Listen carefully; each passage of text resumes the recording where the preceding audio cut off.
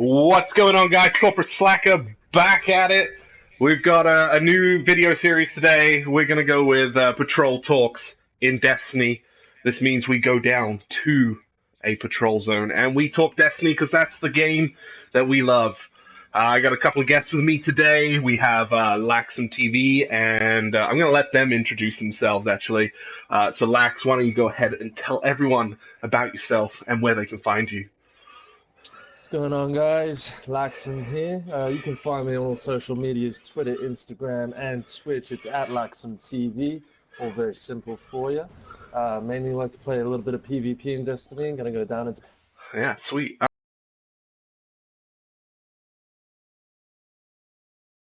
All right, and we also have, what is it? Reefer Man, Reefer Mole, Oh man, screw it. It's Riffamol.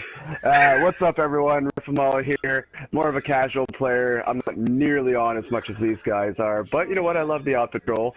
On social medias, I'm a little different. You take the word makeshift, you remove the vowels, MKSHFT. That's where you can find me. Awesome. Sounds good. I didn't even mean to make that rhyme, and it just rhymed. Well, this is the beauty of Patrol Talk. These things are going to happen because it is live, and we can make fun of you forever for it. Because I'm going to archive this. Oh, okay. Yes. So here we are. Welcome to the wonderful Cosmodrome. This is actually one of my favorite patrols. This is where I spent a lot of time in Year 1. It was a good grinding area for me. So yeah, we thought we'd explore this area today and talk some things Destiny. Do you guys have anything burning that you got to get out? Anything burning right now? You know what? I would really love a 60 frame per second Crucible. Yeah, no, I can agree with that. It took me a long time to get used to. A little big. I don't know. Destiny 2 could have it. I mean, it took me a long time to get used to 30 frames a second. I know one of our other players that we play with, Marauder, he struggled with it too. But yeah, I don't know.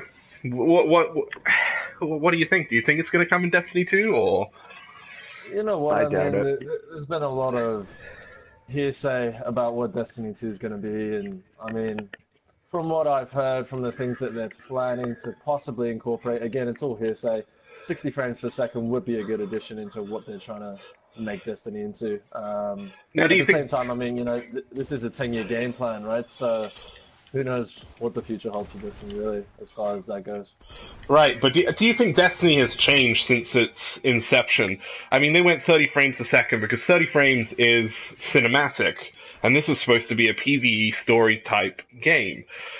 But with Trials of Osiris and the community and sweats and scrims, it's becoming almost esports level competitive PvP. Yeah, So I find that funny a little bit. I mean, I think, you know, like you said, when Destiny came out, it was a cinematic experience. It was supposed to be this grand open world shooter game, and at the same time, though, the community was really up in arms about it when it first came out. I think, you know, the story, and even Destiny, the Destiny makers have admitted this. The story was not the best going into Year 1, and so everybody kind of craved more PvP content. And not that this is a bit of an understatement. I'm not even sure we knew what it was, or if there was one. Right. Yeah. And that's just it, right? I mean, everybody craved a little bit of PvP content, something a little more competitive, because, you know, obviously the games like Call of Duty and Halo, that's where a lot of these players are coming from. That's exactly where I came from. You know, I haven't been much of a quest game type, or, you know, I never played Warcraft or anything like that, so, you know, onto an MMO, kind of like Destiny, was it's a huge change for me. Right. Do you think Destiny can go to esports like Halo and COD? Do you want to see it go there? Me personally, being more of a PvP player, I think that esports would be a great addition to Destiny. At the same time, the only way that they're ever going to make it there is if they start by introducing private matchmaking, like all the other games have. Call of Duty and Halo both have private matchmaking. Without it, you just can't do esports in a an effective manner. Yeah, FPS, I mean, yeah, it'd be a private server on site all the time, which doesn't really make things easy. But that's actually quite a nice segue into custom games. I mean, we obviously don't have that in Destiny right now, and we've got a lot of people in the community, a lot of big people in the community saying that's what we need. And we've got a lot of guys taking anywhere from 20 minutes to an hour to matchmake against their own friends to do these sweaty matches. Should they bring it in now? Should it be a focus? Should it be a priority? Or should we kind of let it be and let them focus on new content and, ultimately Destiny 2? Well, to be completely honest, I mean, to allow for custom matchmaking, I don't think it's really going to break things too much and divert too much attention away from developing new content and whatnot. Having the ability to, like right now, we're all having this chat, but we have to go into patrol to be able to do it, really, to be able to just, muck around. Being able to do that in our own, Crucible match would actually be pretty cool. Yeah, I agree totally. I'm slowly getting into PvP a lot more, and over the last, I want to say, 6 months, feel like I've improved in my 3v3 game, and I want to be able to play my friends. I want to throw down, and I want to talk shit, essentially, when I beat them. You know what it is? I think as far as matchmaking goes, you look at the success of Call of Duty, and the reason it's successful is because it caters to hardcore veteran players as well as your casual players, and you know what? The matchmaking is a big reason for that. The hardcore players, they can matchmake into the esports games. They can do their tournaments, they can really go all out for it. But at the same time, you have your super casual players, and especially some of the younger players as well. Some of them just want to have, they want to come home from work or come home from school, and they just want to matchmake with their friends. They're not trying to do anything crazy. That's exactly what I want to do. They just want to have some fun with their friends, play a couple of PvP matches. Yeah. So matchmaking caters to all the audiences, which could be a big benefit for Destiny, especially, seeing as they do get a little bit of slack sometimes on social media for some of the things that they've done. Right. It seems like with each expansion or each DLC that they release, they cater to one or the other. They haven't actually released anything that has catered to their entire audience at the same time. Right, and I think further to that custom match thing, yes, it's for the hardcore players, but it's going to allow you to set something up within your friends on, more of a schedule that fits your needs. So, for instance, I don't think that's just a hardcore player thing, though. I mean, to me, that's more of a everyone thing. I remember in the Halo days, I would set up custom matches all the time, and it had nothing to do with being a hardcore player. It's just I wanted to screw around. Yeah, and a lot of the people watching obviously don't know my personal life at all, but we'll often do nights at the weekend where we get all the lads over and we'll throw TVs up everywhere and we'll play Destiny, and to be able to throw in a custom match where it's basically LAN matches again. Local LAN matches. It's always quite the trip to make the trip all the way to England just to see you, too. Funny. But yeah, I mean, a custom match with, 6 of us sitting in the same room would just be reminiscent of the old days. And for us older players, I know that would be quite nostalgic. You have your beers, grab a pizza, play a LAN match. Absolutely, and I mean, adding to that, I've definitely seen, Destiny is, it has more of a mature audience. I mean, a lot of the players that I run into or that I play with are quite often in their mid-20s, early 30s. It is definitely a game where adults have really got into it, and to kind of give a throwback to those old school days, I mean, we all grew up without online play. Online play didn't exist when we all started playing video games. And so it was just LAN parties, you know, like everybody getting in the same room together, and, you know, giving a throwback to that, I think would definitely hold a bit of nostalgia, and I think it would capture some of the players that maybe the Destiny community has lost due to them just not being interested in some of the content that has been released. Right. Yeah, totally. All right, moving on from, you know, just bitching about what everyone is online right now. This last weekly update, I don't know if you read it, but the basic gist of it is, you know, content is coming in spring, which would basically put it between, let's say, March and the end of June, which will include PvE content and a significant light increase. What do you think this means? Is it going to be a significant light increase? Is it going to be 330 and we're grinding out the same raids just with challenge modes? What do they need to do to keep us here? I mean, for me, given Destiny's history, I mean, you know, I'm pretty much a day one player. So I've seen everything that's come out, and each time that they've said this, I mean, they've said this every single time they've released something where, you know, significant light increase.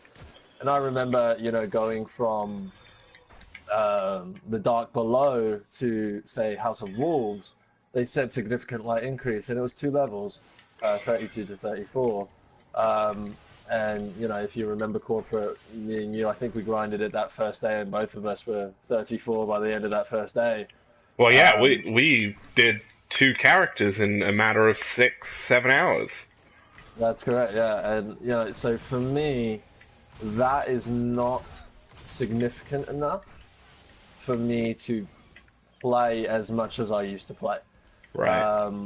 I'm gonna need, if a significant light increase means 320 to 330, they're gonna need to add some new content. They're gonna need to bring in something fresh.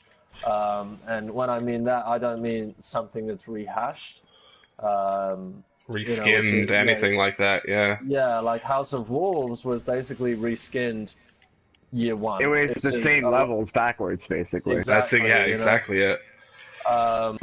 They need to bring in something completely fresh, completely new.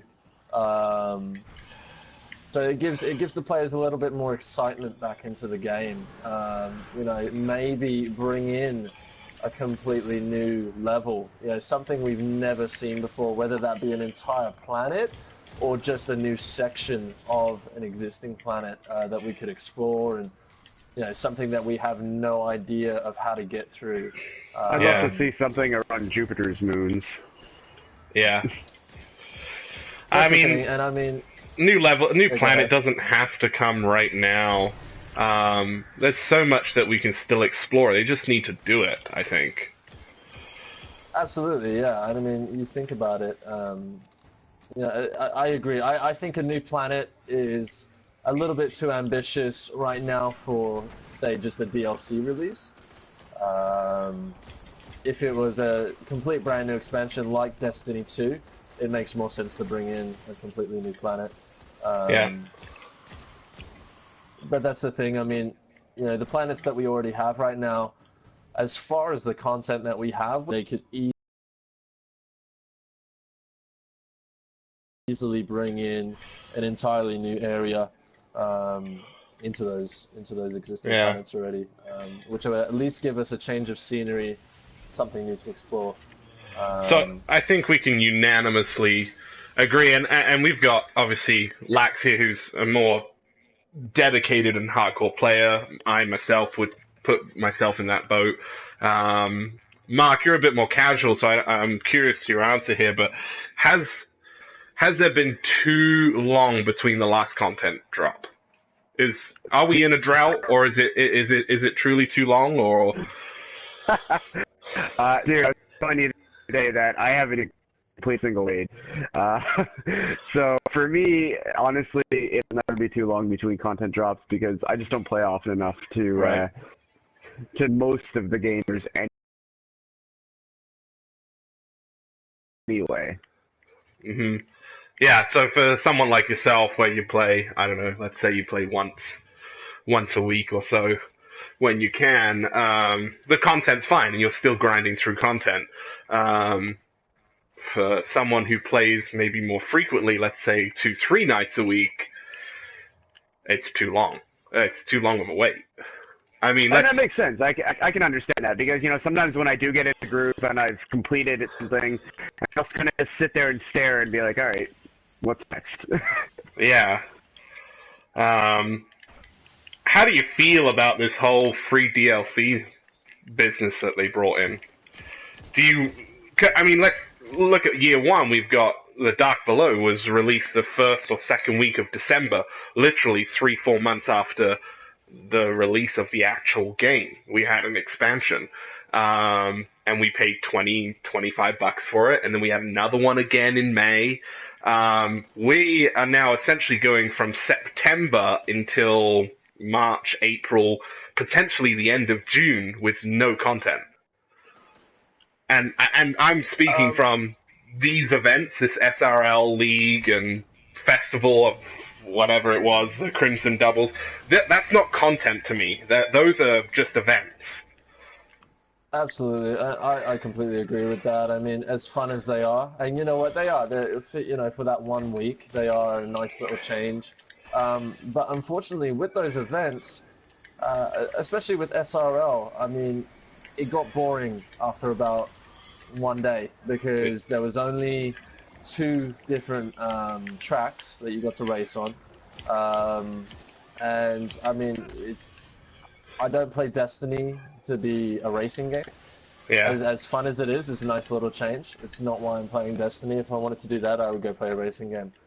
Well, the way that I saw the SRL really was of a testing ground, right? Because keep in mind, I do have the 10-year plan with Destiny, and we're in what, year 1.5, pretty much. So there's going to be some things that they're going to release just to test, to see if there's an appetite, to see if it's worth putting in a lot more effort. Because think about it, if they did put, you know, 10 tracks or even 6 tracks, and no one played it, you know, it was a waste of time, it was a waste of money. Especially if you get a company, I think it's owned by Activision now or something like that. Yeah. You know, so these are companies that they have to invest their money wisely, and you know, if the people aren't going to play, then why bother doing it? Right. Absolutely, I agree with that. I mean, I understand why there was only 2 maps, and that's why I'm saying, as far as being an event goes, absolutely it should be free. And you know, at the same time, they need to bring out a little bit more. Again, this is what I'm talking about when I say they only cater to one side of their audience at a time. Year one was pretty great for the more hardcore players. We had pretty consistent content all throughout the year, even though we had to pay for it extra. There was that option, you know, if you were willing to pay for it, to have content all year through. And let me ask you this then. Would you just pay for content? Does it matter that you have to pay for it? Like, if you want content and they've got it and it's there to be bought, would you just be happier buying it? Absolutely. For me personally, because I know so many people disagree with me, I'm not upset that I have to pay extra for new content, especially if that content is worthwhile. The Dark Below, I wasn't a huge fan of the Dark Below. However, House of Wolves, even though, yes, I got to level 34 very quickly, to this day, I still play Trials religiously every weekend. And it still provides me a lot of fun. You know, I get to have a good fire team together, and we always have a good time on the weekend playing Trials. So Trials alone was worth the money for me. Yeah. In the Dark Below, I can't really say the same. I don't think the raid was that good. Yeah, it was pretty easy, let's be honest. The fact that I can solo a raid is disappointing, to say the least. But at the same time, though, I think Bungie took that feedback very well, because when you look at it, Vault of Glass was a phenomenal raid. I think everybody can agree on that.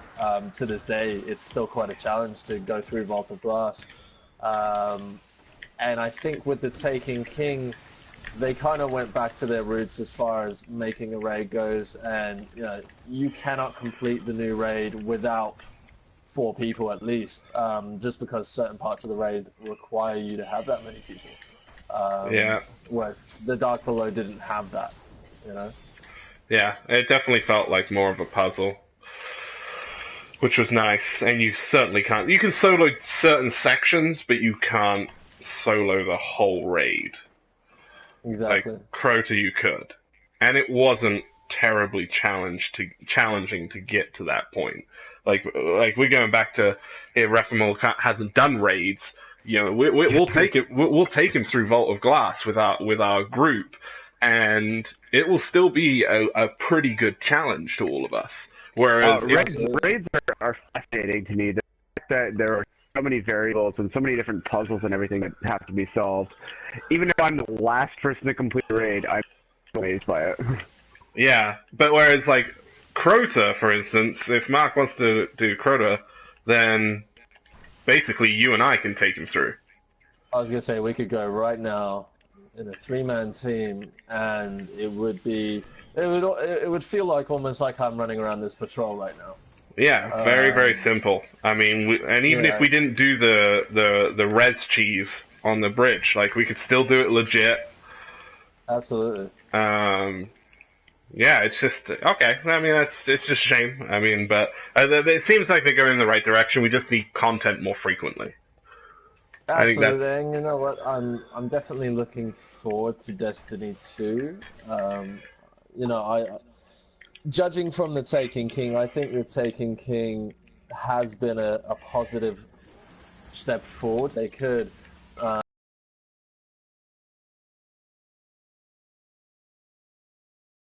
and listen to the community. I mean, obviously they can't do everything all at once, but I feel like they've made enough of an effort to add as much as they can into this expansion, and I think I definitely am positive about where it's heading as far as Destiny 2 goes. So microtransactions, are they positive? Have they been positive for the game? Are they driving it in the right direction? Because I really detest microtransactions. Right. I get I'll $35 for content, but I don't know, paying a couple bucks or whatever to buy a dance or buy an emote or whatever. It just doesn't make sense to me. The second they start charging microtransactions for, actual guns, I don't know, man. It's gonna start losing interest at that point. Yeah, I agree. I mean, I've spent money on microtransactions since they've come out. I do have, 3-4 emotes. I bought the SRL book of records, because that's what they were saying was funding new content, but we're not seeing it. I mean, I'm going to judge it when this new content comes out. Like, if it's really good, then I'll be positive about it. But right now, I'm not seeing enough for it. Yeah, I mean, microtransactions for me, I think they're positive. For the only reason that they're not mandatory, and like Mark was saying, if they ever got to that point where they had microtransactions which actually affected your gameplay and they were charging money for it, I think that would definitely change people's opinion on them. As of right now, they are entirely cosmetic. They are just a bit of fun, and they're not mandatory. People buy them if you want to buy them, and that's people's choice. Exactly, and that's what I'm comfortable with it being. You want a special dance, fine. It doesn't affect anything about your gameplay.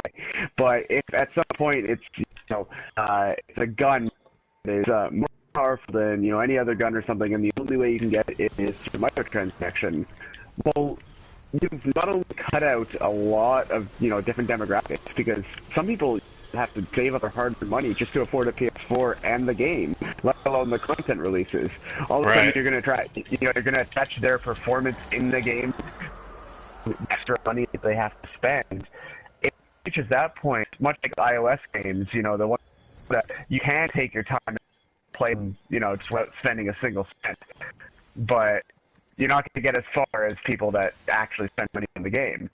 Right. Destiny does that, and where is it if they do that? How do you feel about level boosts then for new players coming in, or any player really? So, I mean, we all know Bungie's owned by Activision. Now, Activision was also in partnership, or does it even own Blizzard? I can't remember. But Bungie and Blizzard fall under that Activision banner. Now, in World of Warcraft with Blizzard, you can pay, I don't know what it is, 60, 70 bucks, and you have a max level character, so you can go straight into the new content with your friends. Now, in World of Warcraft, I agree with it because it makes sense to grind out to level 100 or 110, whatever it is now. I mean, we're talking 50, 60 plus hours. I mean, no, more than that. I mean, it's 4 days just to get to 60. 4 days to get to 70. I mean, we're talking a lot of time spent doing that. Should that become part of Destiny as we get more DLCs? Or should we make them grind out from the beginning? How does that work? I think that, I think that the level 25 boost is a positive thing. I mean, it's a smart move on Bungie's side or Activision's side, and because when being this far in, I know we're only in year 2, but there is quite a lot of content to grind through. And if you're the type of person who's playing this game, everybody has been talking about it, and you have a lot of friends who are playing, and you want to get right into the action, you're not going to be able to do that for a good while. Like, if you're a casual player like Mark, it's going to take you, a year, to get to the max level that we're at now, to start playing with your friends. If I was starting today, and the 25 XP boost didn't exist, I don't know. I probably wouldn't jump on you guys. I just wouldn't have the patience.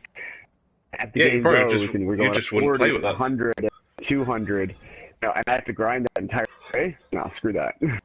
Yeah. Okay, that makes sense.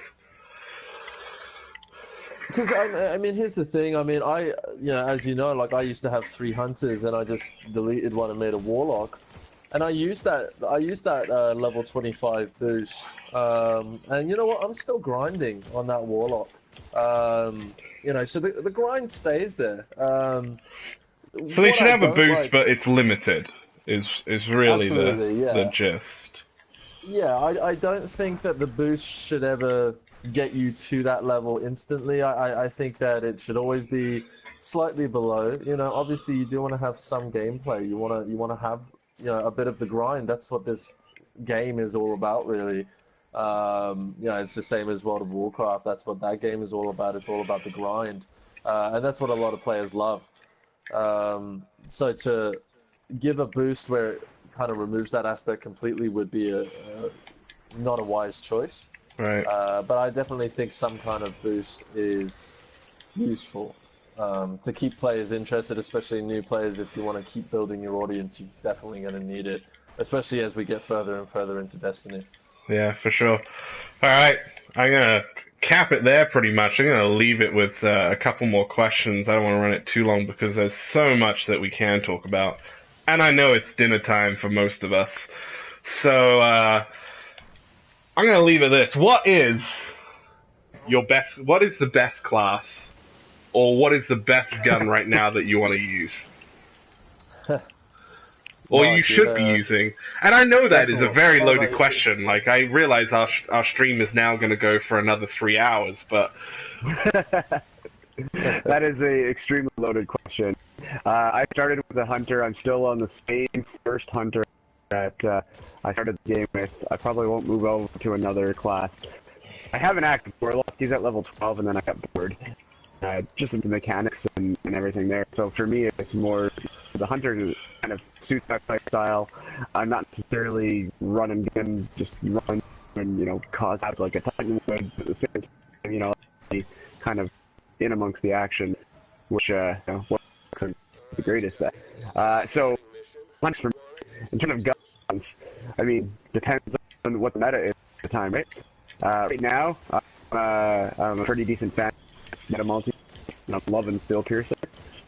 But I don't know, give it a month and see what things change. Right, right. And I know Lax is going to agree with you on the Hunter, so... Yeah, well, I mean, here's the thing. I mean, I've had 15 characters now in the game of Destiny, and you know, I mained a Warlock for probably I'd say the first 6 months of Destiny. I mained a Warlock, you know, so I definitely enjoy the class to a certain extent. It's definitely a very useful class, but as far as just mechanics go and my playstyle personally, the Hunter just makes more sense for me. It's more agile, very quick movements. You know, the armor isn't the greatest. It's not the toughest character, but it is the fastest, and like I said, the most agile, and that just works for my gameplay. Right, and being that it's a scout rifle meta, I'm assuming you'll have a scout rifle. Yeah, right now you know, as far as scout rifles go, I really enjoy the Inward Lamp for the only reason that, you know, it is full auto. It has really great range and impact on it, and it's pretty stable. It does have a little bit of a kickback, but if you can kind of adjust it 100% of the time. At the same time though, in PvP lately, I have been using the Doctrine. Yeah. It's, you know, I mean, it's just a very OP gun right now. A lot of people are using it, and for good reason. It's the fastest shooting gun in the game, if I'm not mistaken, apart from a heavy machine gun. And if you get both stability perks on it, it's the time to kill is it's a little bit ridiculous, to be honest. And at the same time, I also am very fond of the Imago loot. Oh yeah, you just got that. I did just get that, yeah. And you know, if you remember me from year one, I was one of those hand cannon shotgun players, and it's kind of nice to have a hand cannon come back and actually be able to keep up with, you know, the scout rifles and the auto rifles and the pulse rifles that are now out in the game in year 2. Right. Hand cannons kind of became a little irrelevant in the game for a while. It was nice to see one come back. Yeah, for sure. Alright, perfect. Well, I'm going to leave it that both of you are both wrong, because the Warlock is the best. And being that it's a scout rifle meta, you're all wrong again, because Jade Rabbit eats all of you up. So, on that bombshell, yes, I used that. We're going to call that the end of episode 1, Patrol Talks. Thanks to Lax and Refamol. We'll be back again. I don't know what the schedule's going to be like. We kind of just made this up on the fly. I don't know if one of these guys are going to be back, but we'll let you know. If you want to see more of these, go watch it multiple times, send it to your friends, and we'll more. Exactly. So I think we're going to try and get down to maybe once a week, depending on how the content and patch notes goes. If not, we'll update you on when that's going to come out. But until next time, that's Patrol Talk, and we're out with Lax and Refamol. Thanks, guys. Thanks, guys. Cheers. Cheers.